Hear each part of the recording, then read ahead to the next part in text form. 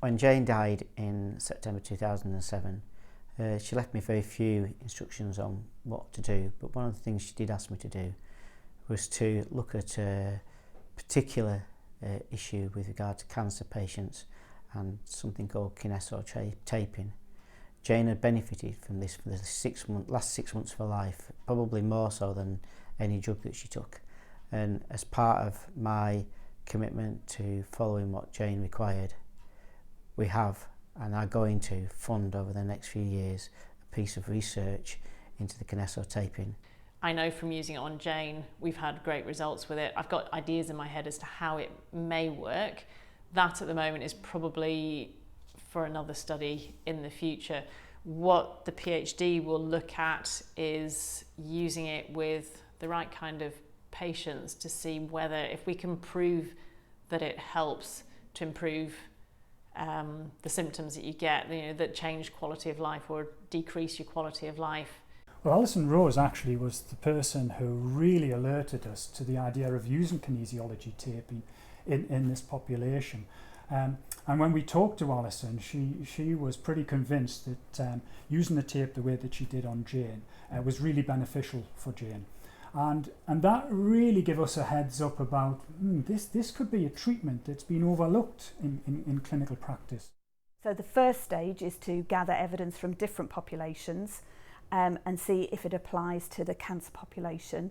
The next stage would be to looking at small studies that are feasibility studies, so trying it out on healthy human volunteers to see that we can make sure that we're not using it in clinical populations in an unsafe way, and that that we can make sure that we recommend the best way to use the tape. And then when we've got a clear sense from the healthy human volunteer studies, we can move it into clinical situations, which that's really involving clinicians and saying how best to use the tape, when best to use the tape, how to explain how to use the tape. There's lots of questions. I'm very excited about when teams come together like that to answer clinical problems, so that not just one person benefits, but that we pool our knowledge so that more and more people benefit. This is kinesiology taping. It is 100% cotton. It's porous, it's very light. It is designed to mimic the skin in terms of its weight and its texture.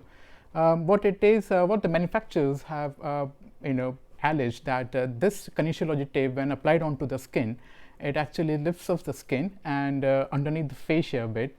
And what it does is it allows the blood to circulate better, the capillaries, the small blood vessels, and it also helps in improving the lymphatic flow.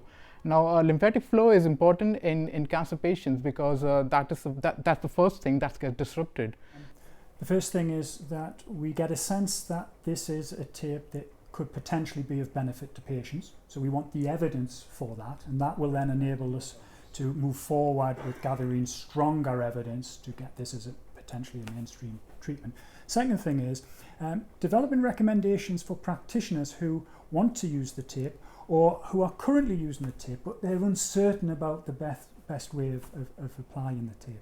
And in a nutshell, we're hoping to get a sense of more knowledge about how it might potentially work in this population, who it might work for, and some clear clinical guidelines around how to safely apply, how to use it in different situations, and some training materials to help people use this in clinical situations to benefit cancer patients.